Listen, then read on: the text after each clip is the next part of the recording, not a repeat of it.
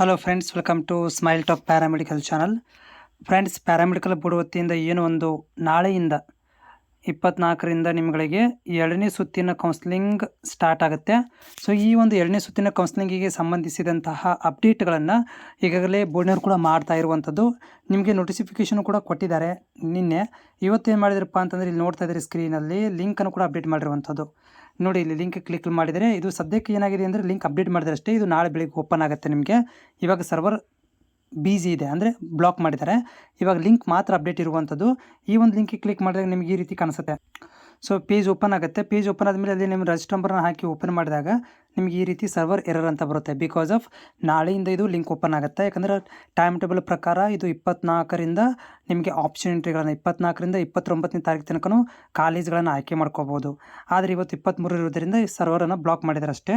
ಇದು ನಾಳೆ ಬೆಳಿಗ್ಗೆ ಓಪನ್ ಆಗುತ್ತೆ. ನೀವು ಅವಾಗೇನು ಮಾಡ್ಬೋದು ಅಂತಂದರೆ, ಇಲ್ಲಿ ಆಪ್ಷನ್ ಎಂಟ್ರಿ ಅಂದರೆ ಕಾಲೇಜ್ಗಳನ್ನು ಸೇರಿಸ್ಬೋದು. ಓಕೆನಾ. ಸೊ ಮತ್ತೆ ನಿಮ್ಮಲ್ಲಿ ಏನಾದ್ರು ಡೌಟ್ಗಳಿದ್ದರೂ ಕೂಡ ನನಗೆ ಕಾಮೆಂಟ್ಸ್ ಮುಖಾಂತರ ತಿಳಿಸ್ಬೋದು. ಜೊತೆಗೆ ಚಾನಲ್ ಹೊಸಬರಾಗಿದೆ, ಚಾನಲ್ ಸಬ್ಸ್ಕ್ರೈಬ್ ಮಾಡ್ಕೊಳ್ರಿ. 2ನೇ ಸುತ್ತಿನ ಕೌನ್ಸಿಲಿಂಗ್ ಪ್ರಕ್ರಿಯೆ ಇದೆಯಲ್ಲ, ಅದು ಕಂಪ್ಲೀಟಾಗಿ ಆನ್ಲೈನ್ ಆಗುತ್ತೆ, ಆಫ್ಲೈನ್ ಆಗೋದಿಲ್ಲ, ಎಲ್ಲ ಆನ್ಲೈನ್ ಇರುತ್ತೆ. ಹೀಗೆ ನೀವು ಫಸ್ಟ್ ರೌಂಡಲ್ಲಿ ಆಪ್ಷನ್ ಎಂಟ್ರಿ ಮಾಡಿದ್ರಿ, ಅದೇ ರೀತಿಯಾಗಿ ಕೂಡ ಸೆಕೆಂಡ್ ರೌಂಡಲ್ಲಿ ಮಾಡಬೇಕಾಗತ್ತೆ. ಆನ್ಲೈನ್ ಮುಖಾಂತರ ಕಾಲೇಜ್ ಸೆಲೆಕ್ಟ್ ಮತ್ತು ಕೋರ್ಸ್ ಸೆಲೆಕ್ಟ್ ಮಾಡ್ಕೋಬೇಕಾಗತ್ತೆ.